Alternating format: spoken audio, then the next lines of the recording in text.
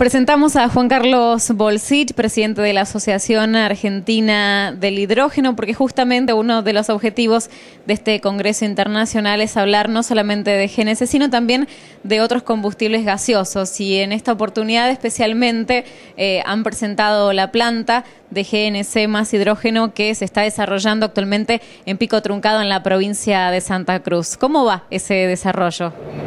Buenas tardes. Bueno, el desarrollo va avanzando, tiene un grado de desarrollo importante, nos falta completar algunos detalles para poner en producción, digamos, una máquina de electrólisis más grande, más potencia. Actualmente tenemos, digamos, una escala que llamamos de laboratorio, de producción de hidrógeno. Ahora vamos a tener un equipo más importante que nos va a permitir hacer experiencias con hidrógeno puro, pero también con mezcla de gases y en varias unidades, ¿no es cierto? La planta en realidad tiene un laboratorio y tiene también un gabinete para el dictado de cursos. Particularmente lo que hacemos es tratar de fomentar y difundir el conocimiento del hidrógeno a todo nivel, especialmente en el nivel educativo, tanto universitario, que hemos dictado cursos de especialización, y ha venido gente no solo de varias provincias de Argentina, sino también de Latinoamérica, cursos para técnicos, de escuelas técnicas, particularmente de la provincia de Santa Cruz, pero también han participado de otras provincias, cursos para docentes de escuelas secundarias, porque esto del renovable y el hidrógeno es algo muy nuevo y uno ve especialmente a los niños o los jóvenes, les interesa mucho, pero también tenemos que preparar a los docentes, que a su vez le transmitan a los alumnos. La planta se hacen visitas guiadas y participativas dentro de las experiencias demostrativas que ya tenemos, y también al público en general, o sea que cumple una función de difusión que creemos que es muy importante. Por otro lado, de ensayos en condiciones más seguras, porque es un lugar nuevo que fue diseñado justamente para utilizar hidrógeno en forma segura. Y a la fecha se han hecho experiencias con hidrógeno puro y algunas primeras experiencias en hidrógeno con mezcla de gases en algún motor para automóvil o una camioneta, como mostraba en la conferencia, o pequeños motogeneradores eléctricos. Y ahora con esta ampliación de la planta vamos a poder ya encarar, ¿no es cierto?, atender una mucho mayor cantidad de vehículos y sacar conclusiones mejores sobre toda la cadena de producción, manejo del hidrógeno y los usuarios. ¿Cuáles son las ventajas del hidrógeno al ser aplicado como combustible vehicular? Bueno, las ventajas son que desde el punto de vista ambiental diríamos que es la ventaja principal. El hidrógeno en la cadena energética que se usa ahí en Pico Truncado es la electricidad proveniente de las turbinas eólicas, o sea, del viento. La turbina transforma la energía del viento en electricidad y con esta electricidad se aplica a través de un equipo que se llama electrolizador a la descomposición de agua, un agua que también es agua del subsuelo donde está la planta, se la desaliniza por un proceso que se llama de ósmosis inversa, se obtiene un agua químicamente pura y el agua, es nuestra materia prima. Se obtiene hidrógeno, que es un gas, ¿no es cierto?, que se almacena como si fuera el gas natural, pero cuando se combustiona vuelve a dar solamente vapor de agua.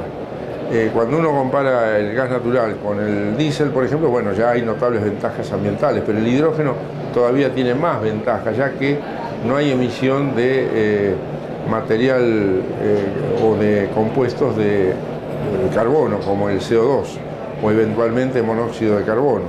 O sea, la combustión del hidrógeno es realmente totalmente limpio.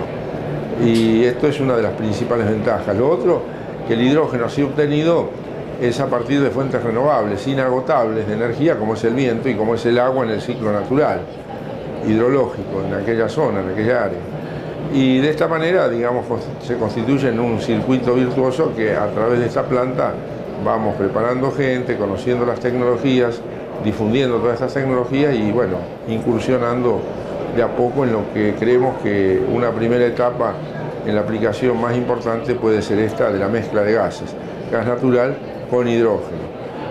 Bien es sabido que en el GNC, digamos, hubo momentos donde ha habido en invierno algún faltante de gas y había alguna limitación para los usuarios, ¿no es cierto? El hecho de tener una provisión a partir, por ejemplo, de del hidrógeno por esta cadena energética que hablamos es totalmente independiente de las fuentes tradicionales, y esto, con la cantidad de producción adecuada, va a asegurar en cada lugar donde esto se puede hacer. Esta es otra de las ventajas, que esto, digamos, en cada comunidad, en cada ciudad se puede llegar a tener una planta de producción y gestión, que significa almacenar, transportar, cargar y usar en determinadas aplicaciones este combustible. No es como el caso del petróleo, ¿no es cierto? Mismo ahí del Golfo San Jorge uno ve que hay una gran actividad petrolera, es la actividad principal, ¿no es cierto?, de esa zona patagónica, y va a los barcos, viene acá al Río de la Plata o destilerías de petróleo en La Plata, y de ahí vuelve a la Patagonia naftas y gasoil, por ejemplo. En fin, en este caso, bueno, si se trata de gas natural, ya el gas natural es una ventaja porque directamente de lo que se saca del yacimiento natural, del pozo, se puede usar. Y el hidrógeno también. Lo que pasa es que gas natural no hay en cualquier lugar, en cambio viento y agua por ahí a gran profundidad, pero habiendo energía se la puede bombear, y si es muy salina también se la puede desalinizar. En definitiva, digamos, prácticamente en cualquier lugar, en cualquier comunidad, en cualquier pueblito, se puede llegar a producir un combustible con todo lo que eso significa, ¿no es cierto? Algo sostenible, algo que puede dar trabajo a la gente en forma local. Estos son, digamos así, las mayores virtudes que creemos que tiene este sistema de energía de combustible hidrógeno. Y en los vehículos que se utilizó ya este combustible a manera de ensayo, ¿qué porcentaje de hidrógeno y qué porcentaje de gas natural? Bueno, lo que más hemos ensayado es al 20%, porque hay experiencias en el mundo, compartimos y comparamos experiencias con colegas de Canadá, de la India, de Italia, también de Brasil. Pero nosotros hemos hecho alguna experiencia al 30 y un poquito más por ciento de hidrógeno en el mismo tipo de kit de conversión, o utilizando el mismo kit de conversión del GNC. Si uno utiliza un porcentaje mayor de hidrógeno, ya hay que emplear un sistema de inyección con un programa de computación y control que ya es específico para eso, y el cambio es bastante mayor. Creemos que esto será una etapa más adelante, o directamente pasar al hidrógeno puro en otra versión que yo explicaba sintéticamente en mi exposición, que es no usarlo en motores, sino utilizarlo en vía pilas de combustible en la generación eléctrica a bordo del vehículo. Creo que hoy es bien sabido que también hay una fuerte penetración del vehículo eléctrico. El vehículo eléctrico, digamos, tiene al menos dos segmentos. El segmento del auto para un corto recorrido en la ciudad, la persona que tiene el auto complementario para ir a hacer las compras, algún, en fin, trámite, con una autonomía de 100, 120, tal vez 150 kilómetros, pero con tiempos de recarga muy prolongados, 6 horas, por ejemplo. Si uno quiere ya un vehículo que viaje entre ciudades, por lo menos hay que llegar a mínimo 300 kilómetros de autonomía, y también 400 y por qué no 500. Esto es posible utilizando pilas de combustible, que son dispositivos que justamente usando un proceso a la inversa de cómo se produjo el hidrógeno más el oxígeno del aire en esta pila de combustible reaccionan y generan vapor de agua, es el único residuo, y electricidad. Con esa electricidad a bordo del vehículo sirve para impulsar un motor eléctrico, complementado con una batería que tiene poca autonomía, pero digamos la batería tiene la capacidad de absorber la energía de frenado.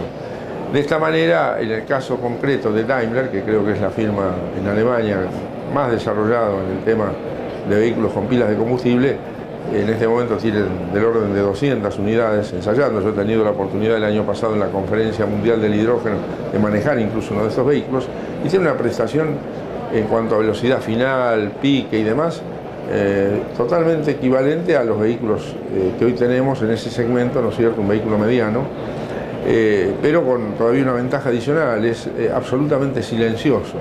Y el consumo equivalente a litros de nafta o gasoil cada 100 kilómetros en ciudad es de solo 3,5 litros.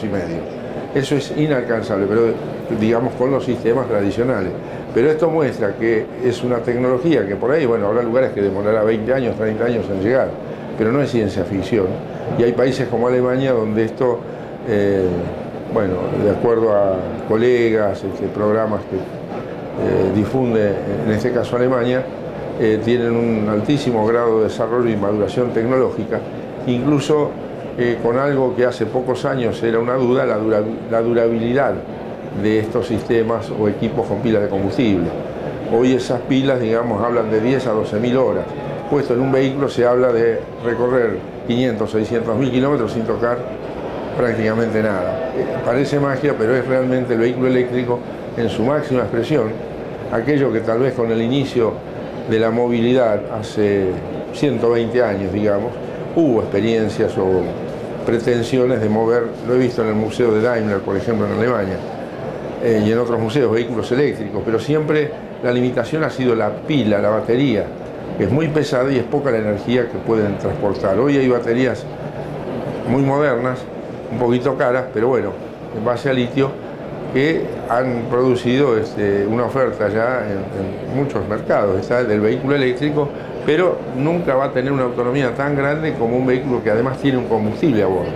El hidrógeno tiene esa facilidad de directamente convertirse en electricidad, más la electricidad de la pila, más la regeneración en el frenado. Entonces, en ciudad diríamos que es una eficiencia extraordinaria.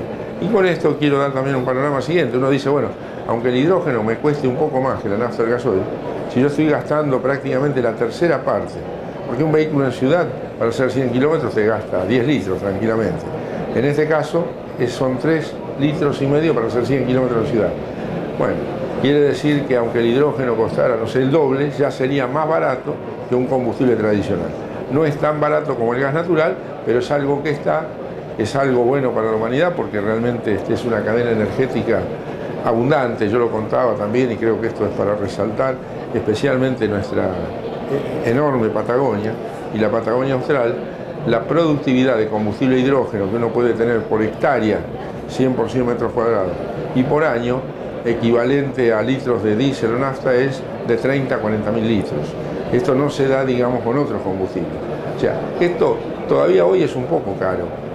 No tengo dudas de que con la innovación tecnológica, la producción en escala y demás, va a haber, y hay demostradas posibilidades de bajar costos. En la medida que bajen los costos, bueno, el hidrógeno, por lo menos en determinados mercados, va a tener más presencia.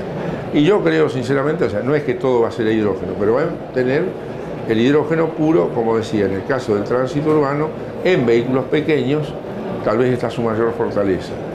En otros casos de vehículos, por ejemplo, grandes, el transporte público, los camiones de basura en la ciudad, bueno, ahí por el tipo de circulación que tiene también puede ser hibridizado, pero ya son motores más grandes y un motor más grande tiene más eficiencia, motor convencional, que un motor pequeño. Entonces por ahí ya no hay tanta diferencia con la pila de combustible y también el motor va a competir.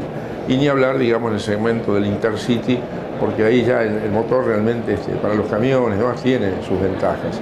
Acercándose a los ciclos, ya entramos a hablar un poco más de tecnología fina, pero lo concreto es que el hombre, la humanidad, dispone de fuentes de energía abundantes, renovables, inagotables, limpias, que a través de la tecnología del hidrógeno puede, digamos, vivir tranquilo y no decir, bueno, nos vamos a quedar el día que el petróleo se agote, o no es que se va a agotar de golpe, pero que cueste bastante más, ya hoy es bastante caro. Y bueno, todo el mundo dice, esto va a seguir aumentando por una cuestión que hay cada vez más demanda, es lógico.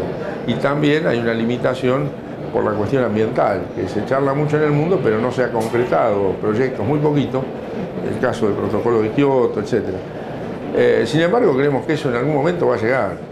Y cuando hablamos de contaminación hay que distinguir lo que es la contaminación local y la global. De la local, y que acá he escuchado mucho, y creo que en eso el gas natural va a aportar enormemente, porque bueno, como se ha mostrado también en una exposición, ya en Europa, en otras ciudades del mundo, el transporte público, o los camiones de reparto, o los camiones de recolección de basura, funcionan con el gas natural, y esto ya es una mejora ambiental notable, pero local, porque no hay material particulado, en fin, es mucho más limpio la combustión.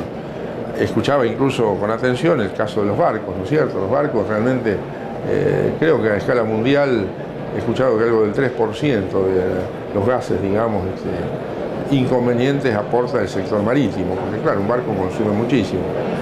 En cambio, bueno, el hidrógeno también va a aportar a mejorar todavía la ecuación ambiental local, porque no va a haber emisión en la medida que se use hidrógeno de CO2, el hidrógeno cuando quema da H2O, solamente agua. Pero además va a haber un aporte notable al ambiente global. Personalmente y dentro de la Asociación Argentina del Hidrógeno creemos, estamos convencidos que Argentina va a ser uno de los grandes aportantes mundiales a la mejora del ambiente global en la medida que usemos recursos renovables como prácticamente ningún país del planeta tiene. Para concluir, le pregunto por la estación de GNC e hidrógeno, ¿cuándo calcula que estará operativa en Pico Truncado? Bueno, esperemos que en muy pocos meses, ¿no es cierto? Yo creo que en los primeros meses del año próximo, si todo está...